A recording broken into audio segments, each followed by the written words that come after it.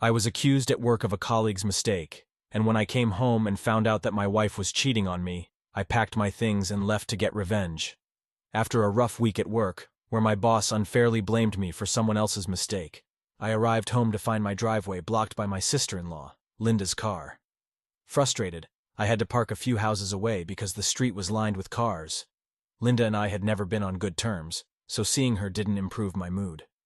My relationship with my wife, Mary, hadn't been great lately either. It had been almost a month since we were last intimate. I dragged the empty trash can around to the side of the house, grabbed a beer from the fridge, and headed to the living room. As I approached, I heard Mary and Linda chatting. Just as I was about to enter, I overheard something that made me stop dead in my tracks. "We did it 3 times today. He's a machine," I heard Mary say. I didn't know who Linda was referring to, but my heart sank when I heard my wife say, "Ever since Tony came back last month, I just can't get enough of him." Tony was Mary's ex-boyfriend who had left town years ago. My mind raced as I pieced together what was happening. "So, what's your plan now?" Linda asked. "I'm getting a lawyer and filing for divorce," Mary replied nonchalantly. "Since this is a community property state, I'll get half of everything." I couldn't listen anymore. It hit me like a ton of bricks that the reason for our fading intimacy was because she was with someone else. Worse still, she was already planning to take half of everything I owned, and the law would likely give it to her. Mary and I had been married for 4 years. She quit her job shortly after our wedding and did very little around the house while I paid for a maid and handled most of the cooking. Despite this, I had been blinded by love. I inherited nearly $3 million after my parents passed away, and while it was a significant amount, it wasn't extraordinary compared to today's wealthy elite. I kept the money invested, untouched, despite Mary's constant attempts to spend it all. I also had an extra $150,000 saved, but stupidly, I didn't have a prenuptial agreement, meaning Mary could take nearly $1.5 million from me. Realizing she hadn't served me with divorce papers yet, I knew I had some time to act. I waited for Linda to leave, then went back into the house, grabbed another beer, and began devising a plan. When I got home later that night, Mary greeted me in the kitchen, mentioning she hadn't ordered dinner. I played along, determined to show her I could be just as calculating as she was.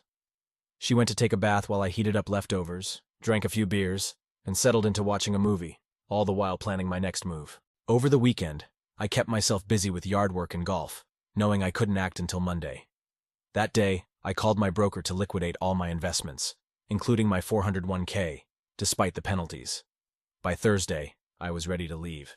I told Mary I had to fly out on urgent business for a week. I packed only 2 suitcases, planning to take nothing more. Everything important to me had already been stored away since it didn't match her taste in decor. We were renting, so there was no money tied up in the house, and I had already sold my condo. We had been searching for the perfect house, but nothing ever met her standards. Early Friday morning, I left home for good, giving my wife a final kiss on the cheek. I packed my suitcases into my BMW and drove off without looking back. My first stop was to see my trusted friend Mike, where I swapped my BMW for his older 4-wheel drive. I shared my plans with him, and he agreed to keep my car hidden for the next few days. I paid for everything in cash, having canceled all our credit cards to avoid leaving a paper trail.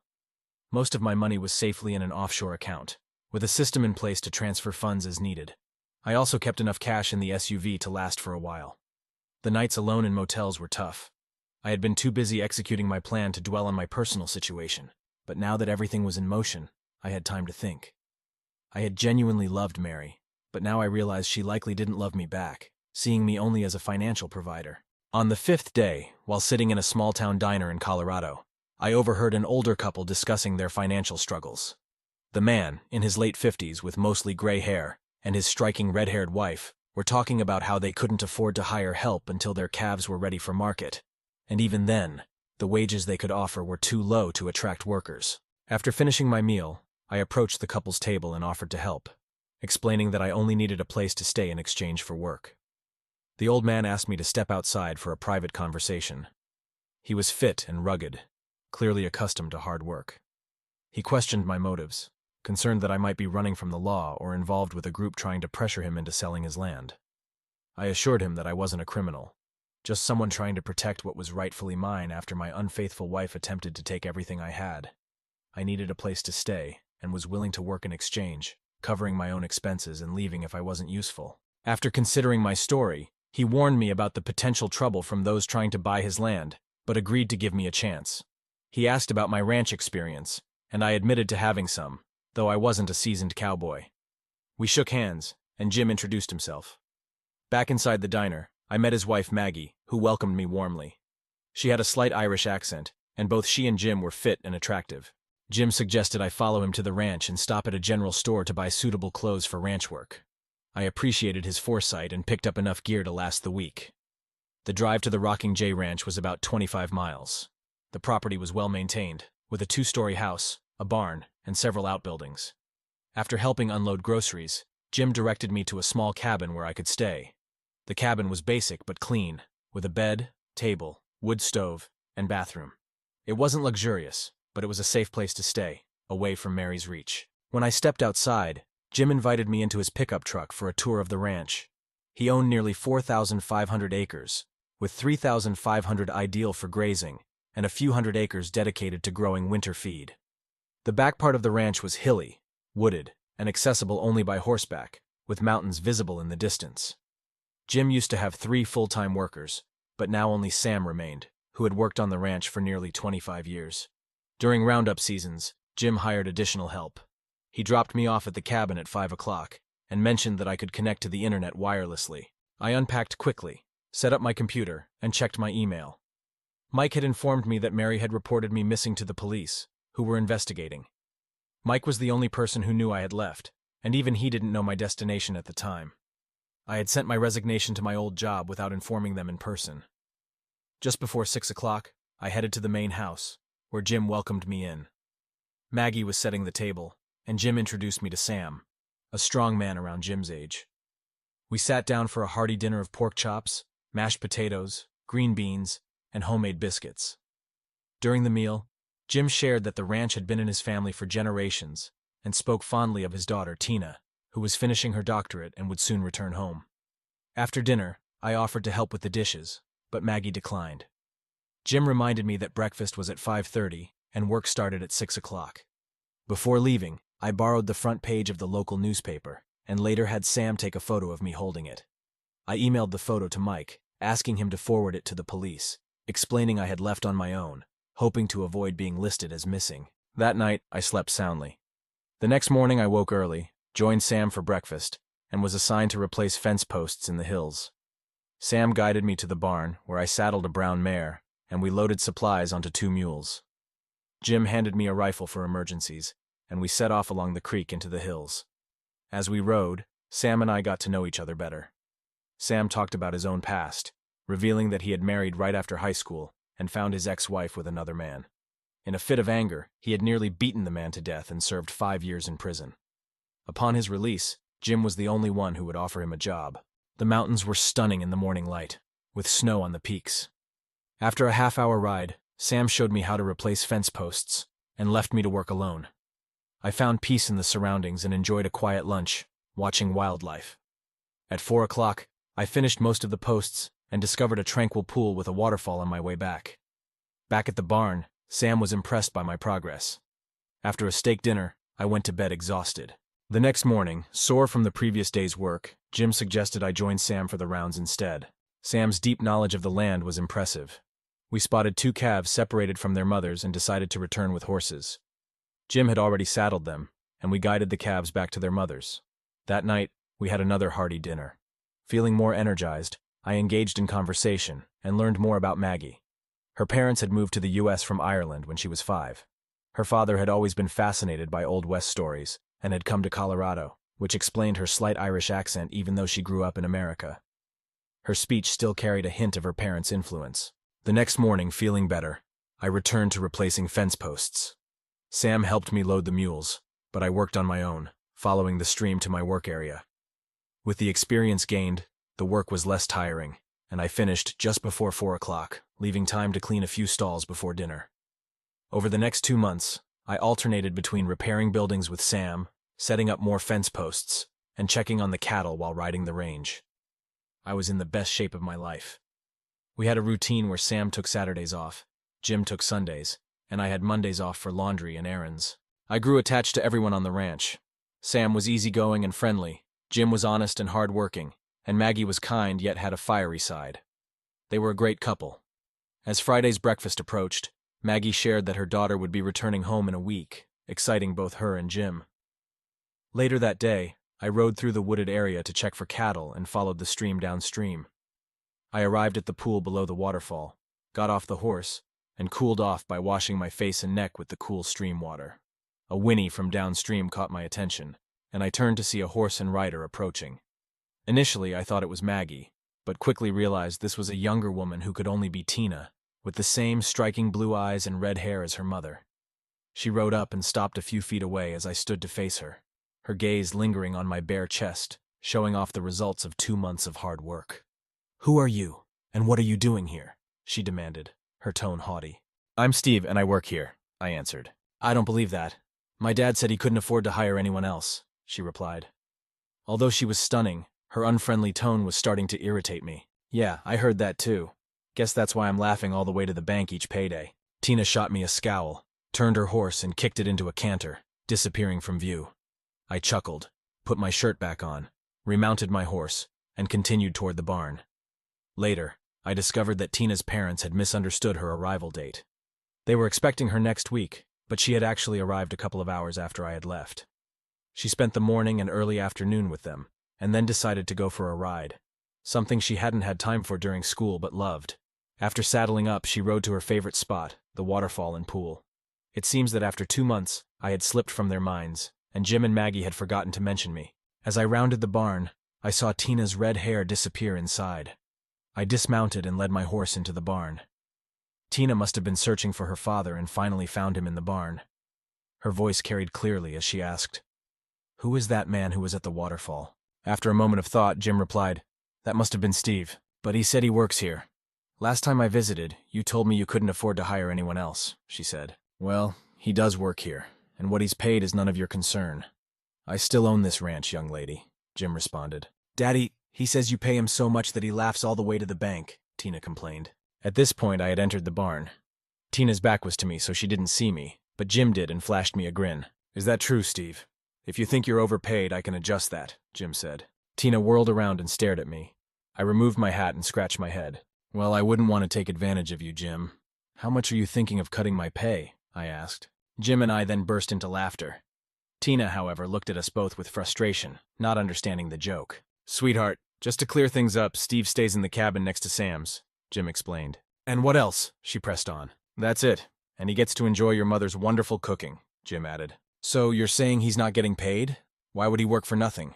Tina continued to question. "He has his reasons, and it's not my place to explain," Jim said. "Working for the chance to taste your mother's cooking is valuable.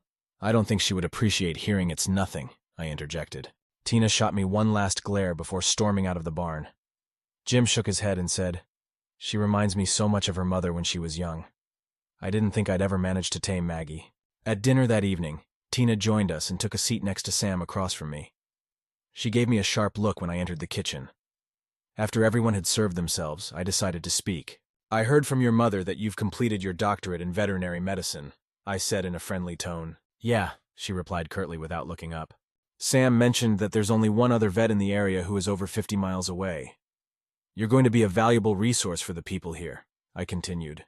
Tina looked up briefly at the compliment, and I thought her expression softened slightly. "That's right. Dr. Harris is the other vet," Maggie said. "He's swamped with work and often needs to be in multiple places at once. I agree with you, Steve. Our Tina will be a huge help." Throughout the rest of the meal, Tina chatted with her parents and Sam, who had been at the ranch since before she was born. She didn't speak to me directly, and I kept to myself, knowing it was her time to catch up with her family. Once I finished my meal, I excused myself and headed to bed. Back in my cabin, I checked my email and found a message from Mike. He told me he had spoken to a police friend who confirmed that they had dropped my case after receiving the email with my picture. As for Mary, Tony had left her as soon as he realized I had vanished with all the money, so Mary wasn't likely to get any of it soon.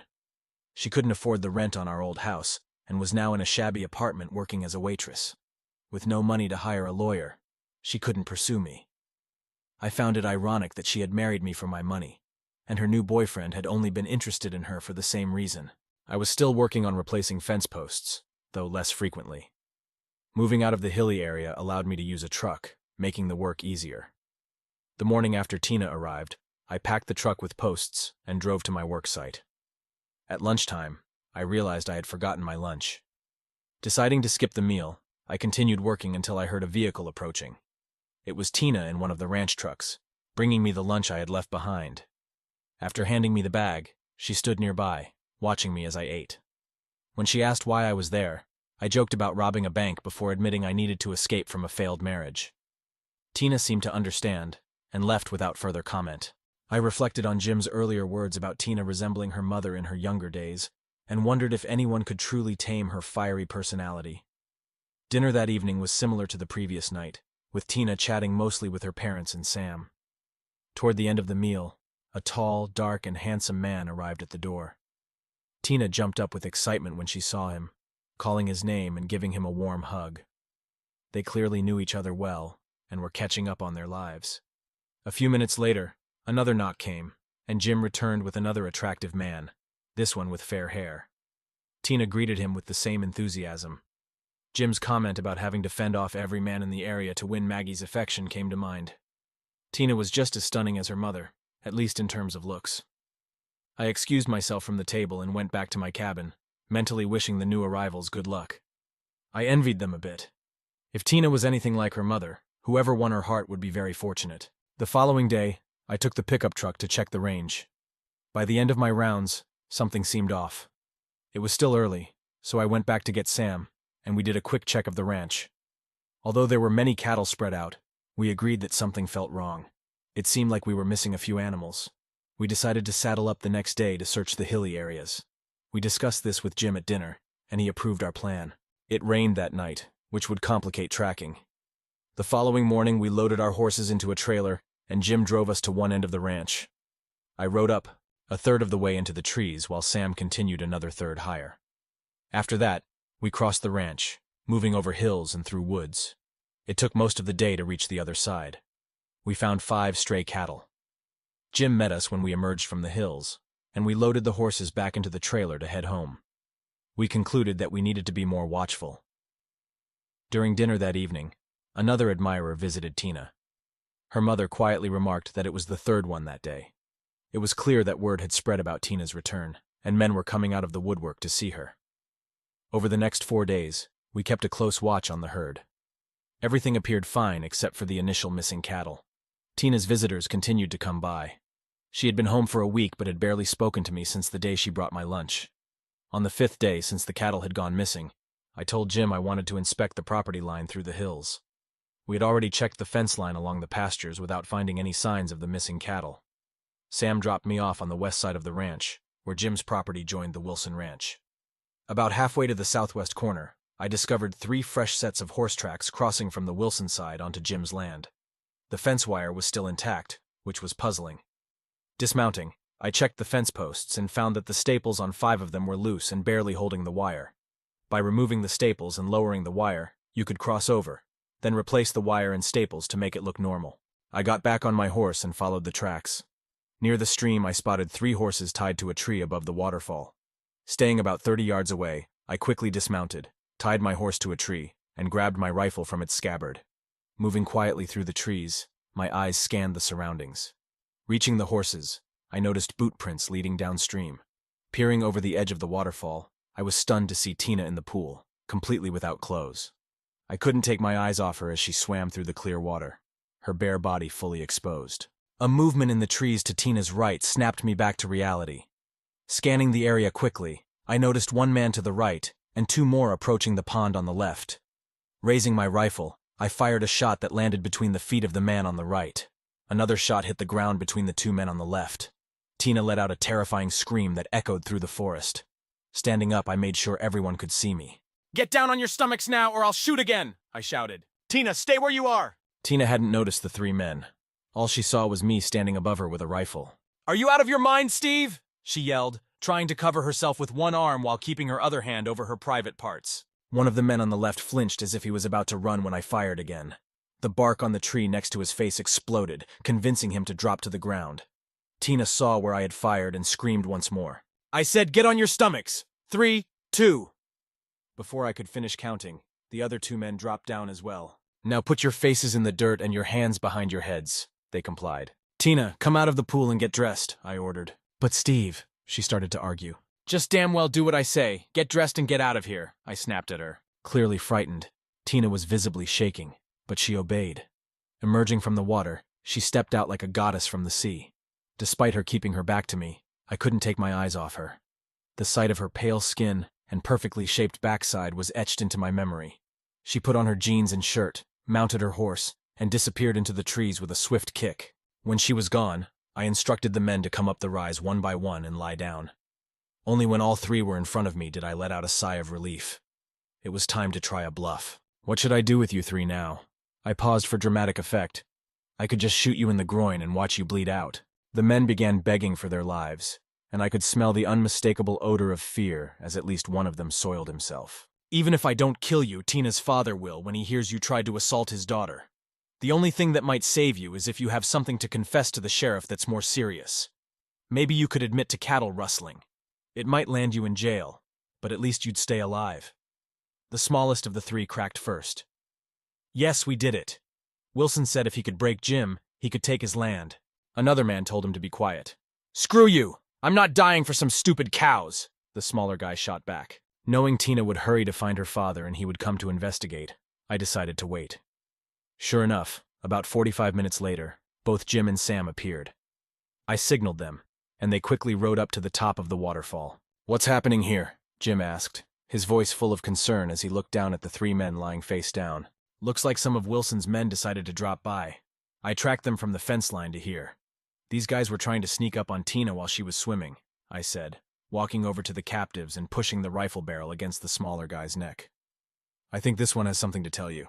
I nudged him again. We did it. We took some of your cattle, but Wilson forced us, he sobbed. Jim tipped his hat back and grinned. You know, my grandfather used to just hang horse thieves and cattle rustlers. That seemed like real justice. Too bad we have to be all civilized these days. Sam watched the trespassers while Jim and I discussed our plan. We decided to escort them back down to the ranch. Jim and I followed behind with our rifles as the rustlers walked in front. Sam tied their horses together and brought up the rear. When we reached the barn, we put each rustler in a separate stall, but kept the doors open so we could see them, though they couldn't see each other. Jim went to call the sheriff from the house, while Sam and I stayed on guard. The sheriff arrived in less than 30 minutes, speeding up the long driveway. Jim and I met him outside and explained the situation. I suggested we let the sheriff question the smaller man first, and he agreed. I quickly brought the prisoner outside. The smell made it obvious who had soiled himself. At first, the rustler was reluctant to talk, seeming to have second thoughts about his confession. Jim, it looks like we just have a case of trespassing here, the sheriff said. It's a waste of my time to deal with this. I could just leave them here and let you handle it as you see fit. The smaller rustler, now terrified, began to talk. The sheriff got the full story and called for backup. Soon, a line of sheriff's vehicles began arriving at Wilson's ranch. The ranch, which was about 16,000 acres, had been pinpointed thanks to the rustler's information. They located nearly 100 stolen cattle branded with the Rocking J. By the end of the day, Wilson and his crew were behind bars. Due to all the commotion, it was after 9 o'clock before we finally sat down for dinner. Tina was at the table but kept her gaze fixed on her plate. What were you doing up there, dear? Jim asked, not having had much chance to speak with her earlier. I was just swimming. I didn't think anyone would come and spy on me, Tina said, giving me an accusing look. Tina, I started. I wasn't spying on you. I followed the tracks of the horses to the stream, and think about it. What would have happened if I hadn't been there? Those guys weren't planning to have a nice chat with you when they saw you swimming without clothes. Tina's face turned bright red. Thank goodness you arrived when you did, Steve, Maggie said. I shudder to think what could have happened otherwise. The conversation quickly moved on as everyone ate their dinner. We had to wake up early the next morning. After leaving the kitchen, I was halfway to my cabin when Tina called out to me. I paused and waited for her to catch up. So, did you enjoy the view today? She asked, sounding irritated. It seemed she wasn't going to show any gratitude. Let's just say I'd be lying if I said it wasn't breathtaking, I replied. Tina responded with a dismissive noise and turned sharply to head back toward the house. I stood there shaking my head, thinking there must be something about me that really annoyed her. The following day, Jim had to go to town to file formal charges against Wilson. It would be several days before we could return the stolen cattle to their rightful place. The prosecutor needed to complete all the paperwork first. Sam and I spent the day repainting some of the outbuildings. Tina didn't join us for lunch. which I didn't mind. Jim returned in the early afternoon but waited until dinner to update us. He explained that since this wasn't a capital case, Wilson and his crew would be released on bail. Jim didn't expect them to cause more trouble, but he advised us to remain alert. Then he looked at Tina and grinned broadly. "If you're planning to swim without clothes again soon, you might want to bring Steve along to keep an eye on you," he joked, laughing as he teased Tina. Tina's face went red, and she got flustered, kicking her chair back and quickly leaving the room. Jim and Sam burst into laughter, and even Maggie chuckled. I found myself laughing too. Once things settled down, we continued eating. Jim wasn't done with his teasing, though. "Steve, I truly appreciate what you did.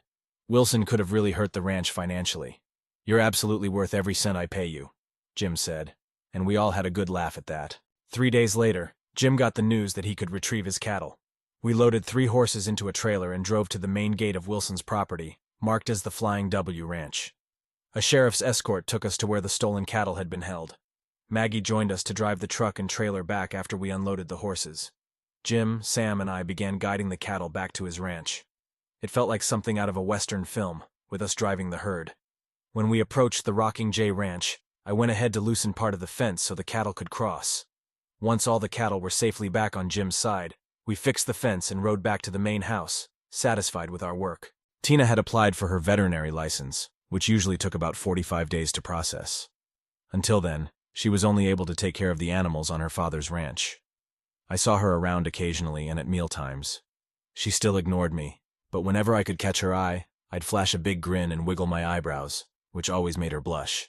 2 weeks after the waterfall incident, we happened to be in the barn at the same time. "Been swimming lately?" I asked, wiggling my eyebrows playfully. Tina walked right up to me and stared daggers. "Why do you have to be such a jerk?" she shot back. I shrugged and grinned. "And why are you such a grouch?" I replied. Her right hand started to move toward my face, but I was faster and grabbed her wrist before she could hit me. She tried to strike me with her left hand, but I caught that wrist as well. Pressing both of her hands behind her back, I held them there, forcing her body against mine. Slowly, I lowered my face until my lips were just an inch away from hers. Tina's eyes were wide as she watched me, but she didn't try to pull away. "If you were my woman, I'd put you over my knee and give you a spanking," I whispered. Tina gasped loudly. "You wouldn't dare!" she said, trying to pull back. Suddenly, I let go and she fell backward, landing on her bottom. "It's not about daring. It's that I've just gotten rid of one woman who didn't care about me, and I'm not going to waste my time with another one," I said. Up until now, Tina had always been the one to walk away. This time, it was my turn. I walked out of the barn, leaving her sitting on the ground with her mouth open. Until supper, I didn't see her again. She didn't talk to me, but I noticed her giving me a look I couldn't quite figure out. Not that I claimed to understand women anyway. My marriage to Mary showed that. The next day, while I was cleaning out the stalls in the barn, Jim came in. Since it was Sunday and his day off, I knew he wasn't there to work. I wondered if Tina had told him about what happened yesterday, and if he was here to tell me to leave. I stopped working as he approached. "I heard you and Tina had a bit of a clash yesterday," he said. That confirmed Tina had informed her father. However, I noticed a glint of amusement in Jim's eyes. "Yeah, you could say that. It was probably mostly my fault," I admitted. "Perhaps, or perhaps not. Tina's issue seems to be that she's unsure about you. Initially, she thought you were here only because you wanted something. Then you became the hero who saved both her and the ranch. What confuses her is why you aren't pursuing her like the other local guys. Tina, like her mother at her age, is used to having boys wrapped around her finger. She's had several boyfriends, but they never lasted. I don't think she had much respect for them. I just hope you don't let her drive you away. In my opinion, you're welcome to stay here as long as you want." "I appreciate that, Jim. It means a lot. Regarding Tina, I'll stop teasing her, and hopefully we can just coexist," I replied. After Jim left the barn, I continued with my work. I had the rest of the day to think about what Jim had said. If Tina wanted to understand me, she should act politely and talk to me. As for chasing her like the other suitors, that wasn't going to happen. Tina skipped supper that night, but no one mentioned it, and I didn't ask. The next day, I got up at 5 o'clock as usual, even though it was my day off. Sticking to the same routine made it easier for me to avoid sleeping in. After breakfast, I went to fetch my laundry after Sam and Jim had left for work. Jim had bought a large commercial washer and dryer, allowing me to do all my clothes in one load. The laundry room was next to the kitchen, so I would sit at the table and drink coffee while my clothes washed. Maggie and I were chatting at the table when Tina walked in. She usually ate breakfast at a different time, Do you have any plans for today? Maggie asked. I was actually thinking of heading into town. Do you need me to pick up anything for you? I offered. Well, if you don't mind, there are a couple of things I need, she replied. Not at all, I said. Could I come with you into town? Tina asked. I looked up, surprised. I was planning to go to the general store for a few things, and it seems like a waste of gas for us both to drive, she explained, as if she needed to justify her request. Absolutely. I'd be glad to give you a ride, I said, still a bit surprised. After how things went yesterday, I didn't expect her to talk to me, let alone want to join me for a trip. I'll be ready to leave in about an hour and a half once my laundry is finished and put away. Great, I'll be ready, Tina replied. She finished preparing something to eat and joined us at the table but stayed silent while Maggie and I chatted.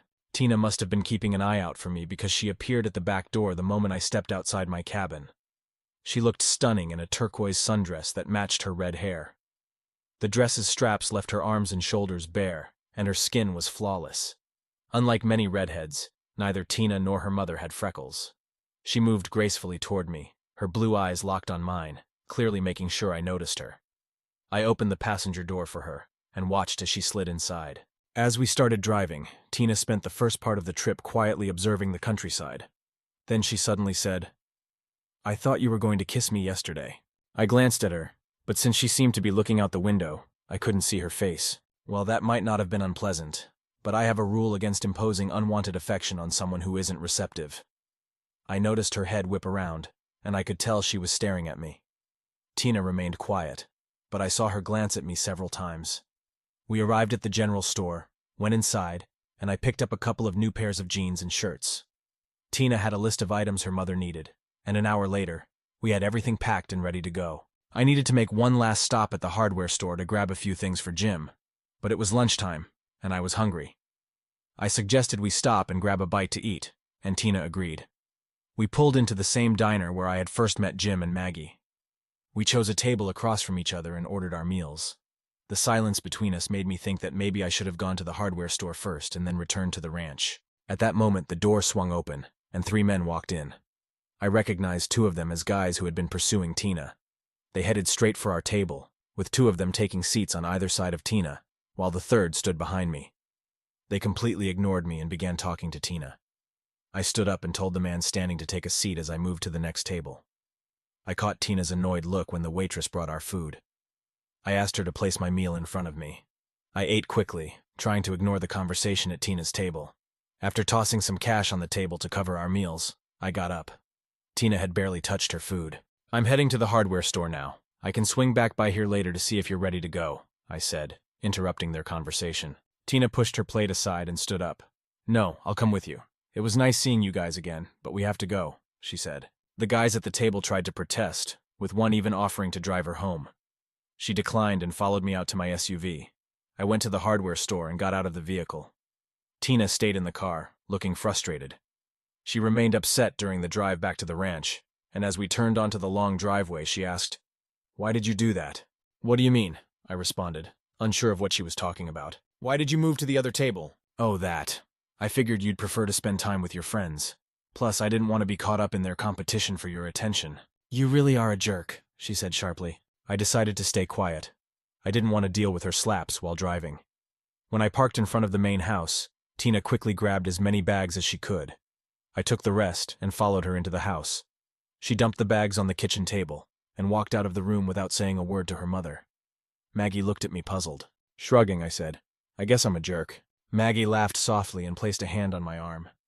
I've never seen anyone affect Tina like you do, she said quietly. Maybe it's just my talent for annoying her, I answered. I'm not so sure about that, she replied, leaving me puzzled. After that, I returned to my cabin and put away my new clothes. Wanting some fresh air, I went to the barn, saddled a horse, and rode out to the top of the waterfall. The weather was pleasant, so I tied the horse to a tree and sat by the edge, looking down at the clear pool.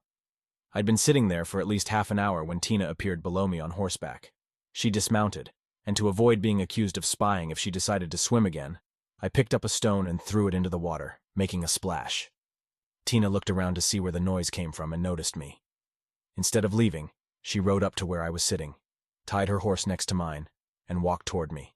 I stepped back from the edge just in case she intended to push me off. You're such a jerk, she said, stopping just inches away from me. You're still a jerk, I said.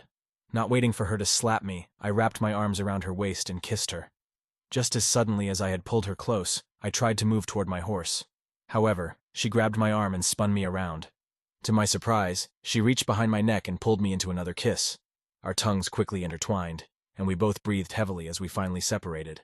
Tina looked at me with dazed eyes. "Jerk," she said. "Jerk," I responded. We found ourselves kissing passionately once more. Trying not to overwhelm her, I rolled to the side and pulled her into my arms as we both struggled to catch our breath. Sweat covered our bodies as our breathing slowed, and we continued to hold each other. "Do you really think I'm a jerk?" she asked softly. I laughed. "You definitely have your moments." "I'm sorry," she said gently. I looked at her fiery red hair and wondered if I had managed to change her thoughts. Memories of Jim and Maggie's love crossed my mind, and I briefly imagined a life like that with Tina. Tina suggested a swim, and we headed to the pool, still without clothes. In the cool water, we embraced and made love slowly and intimately. Afterward, we dressed in silence, rode back, and stabled the horses. Tina kissed me once more before heading to the main house, leaving me in a daze as I returned to my cabin for a hot shower, realizing my feelings for her were deeper than I had admitted. At dinner, Tina, unusually cheerful, sat next to me, surprising her parents but raising no questions. Later, she joined me in my cabin, where we made love again before falling asleep in each other's arms. The next morning, I quietly left the cabin after giving Tina a gentle kiss. At breakfast, Jim and Maggie gave me knowing looks, hinting they might have known where Tina spent the night. I spent the day setting fence posts, reflecting on how much had changed in just 3 months since I left my wife. I realized how much Jim, Maggie, Sam, and especially Tina meant to me, wondering if I had found the kind of love her parents shared. At lunchtime, I forgot my meal again, but Tina showed up with it, running over and kissing me deeply. "Mama said you forgot your lunch," she said with a laugh. "Forgetting lunch was the least of my concerns," I replied, pulling her back for another passionate kiss. Although I didn't manage to set as many fence posts that day, I definitely made up for it with Tina. We took some time to talk, during which I shared details about my past and how my ex-wife had mistreated me. Tina expressed her worries that I might leave her. "I'll only leave if you tell me to," I assured her. Tina eventually went back home, and I finished up my workday. After showering and changing, I headed to the kitchen, where Tina was already seated next to me. Midway through our meal, there was a knock on the front door. Jim answered it, and came back with the same guy who had previously asked Tina out.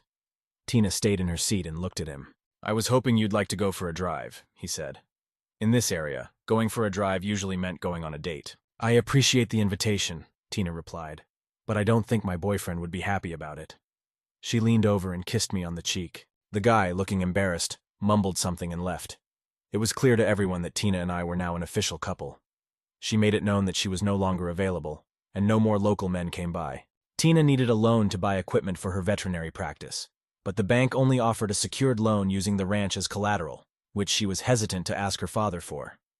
I set up an account with my offshore bank under a fake loan company name, approved her loan application, and transferred the funds to her account. Tina was thrilled, thinking it was from a nonprofit organization. With her license approved, Tina bought a van and set it up as a mobile vet office. Local ranchers soon began calling her for services. Tina often stayed with me in my cabin, and Jim and Maggie didn't mind. The trial for Wilson and his crew took 3 months, with the small-time accomplice getting probation. The 5 other workers received 5-year prison sentences, and Wilson, the ringleader, got 10 years and a $50,000 fine. After Wilson was sent to prison, I started looking into him and his ranch. He was single with no local family, and with his workers imprisoned, no one was left to manage the ranch. I came up with a new plan, but before I could act on it, I needed to finalize some old business first. I had to get a divorce, and I was determined not to let Mary take half of my money. I reached out to my friend Mike for help with this. Instead of emailing, I called him and asked him to speak to Mary on my behalf. Mike was to tell her that I wanted to offer her a settlement of $50,000 in exchange for a divorce. If she refused the offer, she would never hear from me again and would get nothing. Initially, Mary tried to act innocent, questioning why I left and why I wouldn't come back. That changed when Mike revealed that I knew about her affair with Tony and her plans to divorce me. Realizing she was out of options, Mary accepted the settlement.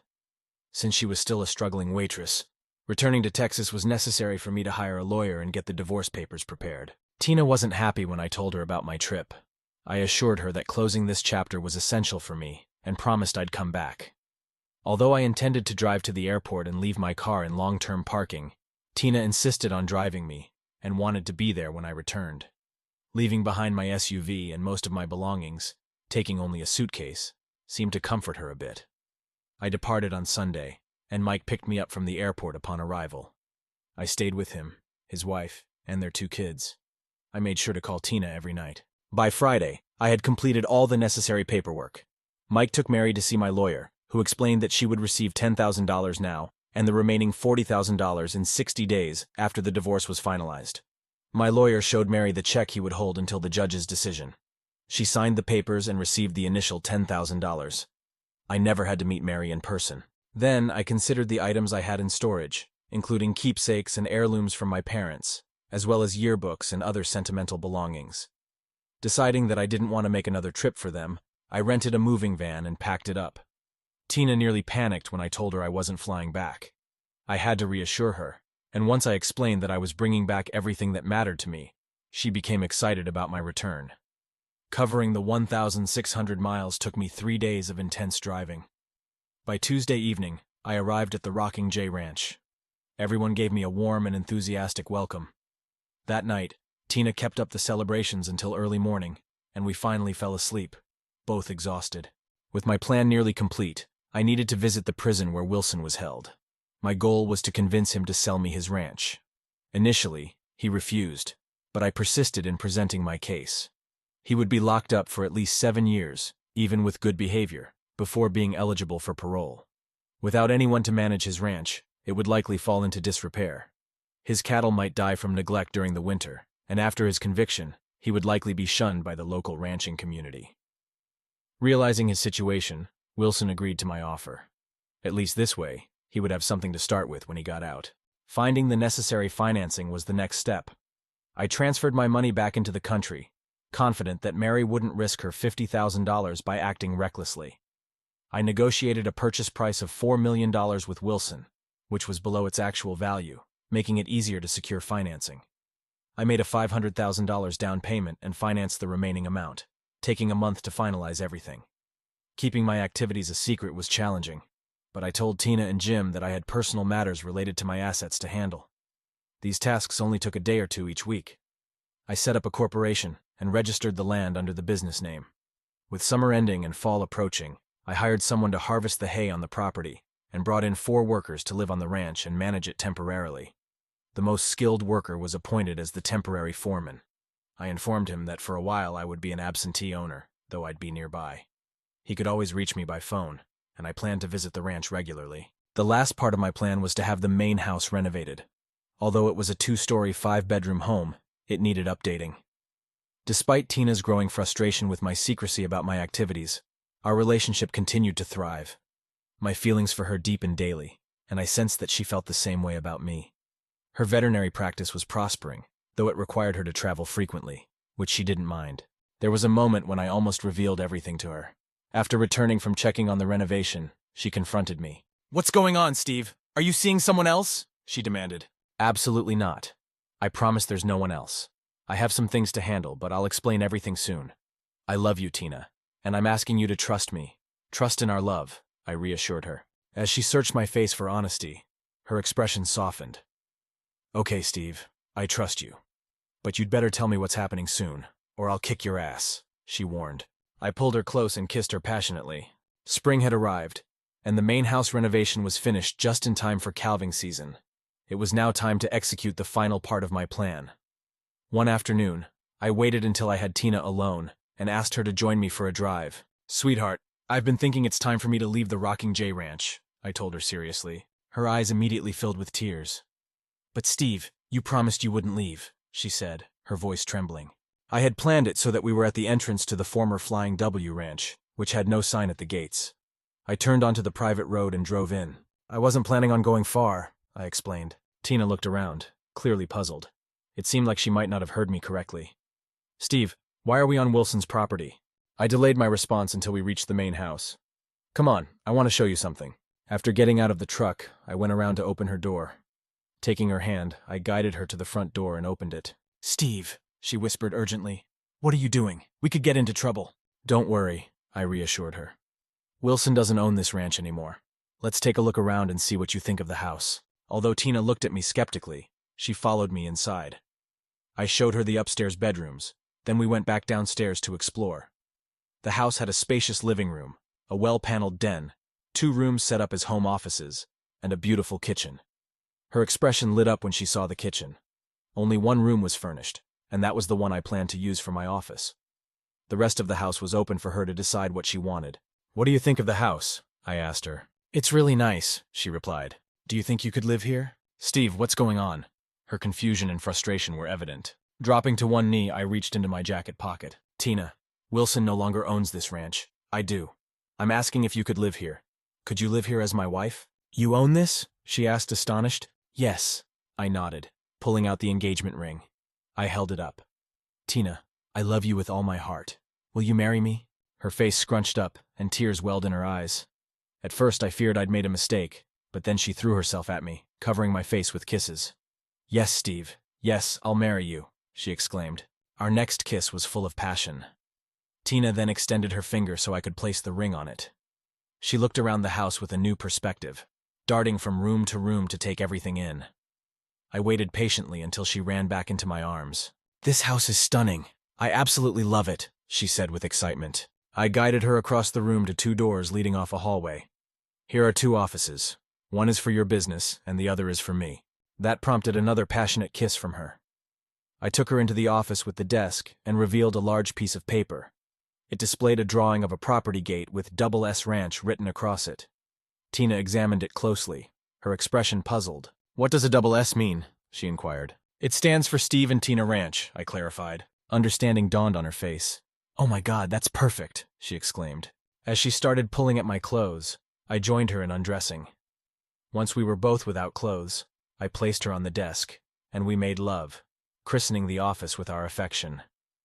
In the following days, we enjoyed each other in every room of our new home. After we had dressed and recovered, I told Tina it was time to inform her parents. She was so overjoyed that she almost floated to the truck. We arrived back just after 6 o'clock, and Jim, Maggie, and Sam were already in the kitchen preparing supper. We entered together, and Tina proudly displayed her left hand. "We're getting married!" she announced with a squeal. Maggie immediately jumped up to hug her daughter, while Jim and Sam shook my hand and gave me hearty pats on the back. I received a big hug from my future mother-in-law as Tina embraced her father and Sam. Once things settled down, we all sat down to eat. Tina waited until everyone was served. "Of course, this means we'll be moving," she said as casually as she could. "What?" Jim, Maggie, and Sam exclaimed in unison. "Tell them, sweetheart," Tina urged me. I nodded. "Well, Jim, you know how Wilson wanted to merge his ranch with yours. I thought it could be a good opportunity." Jim stood up, furious. "There's no way the Flying W is going to take over my ranch," he roared. I chuckled. "Jim, relax. It's not the Flying W anymore. It's now the Double S Ranch, and the new owners are right here at your table." "What are you talking about?" he yelled, looking completely baffled. "I bought Wilson out. The ranch now belongs to Tina and me," I clarified. "Double S, Steve and Tina," Maggie said, quickly grasping the situation. "Jim, I thought if we merged the 2 ranches, you could manage them.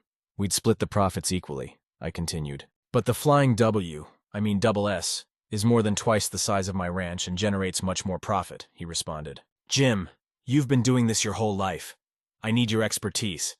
I'd like us to be equal partners, with you overseeing operations. Your decisions will be final. Besides, Tina has a stake in it too. This way, everything stays within the family," I explained. Jim took a seat and looked at Maggie, who nodded in agreement. He extended his hand across the table to me, and we shook on the deal. "Damn it, Steve. This is going to be a big adjustment, but I accept your offer. This means we'll need more help, so Sam will become the head foreman," I said. Then I groaned. "And I'll have to remove all those fence posts I spent so much time setting up on that side of the property." Everyone laughed at my expense. That night's dinner turned into a lively celebration. Tina stayed over at my cabin, and we had an exhausting but wonderful time. We slept in the next morning, but everyone was still in the kitchen when we arrived. They were eager to head over to the Double S and see Tina's new home. Everyone was impressed, and I noticed Maggie eyeing the newly renovated kitchen with envy.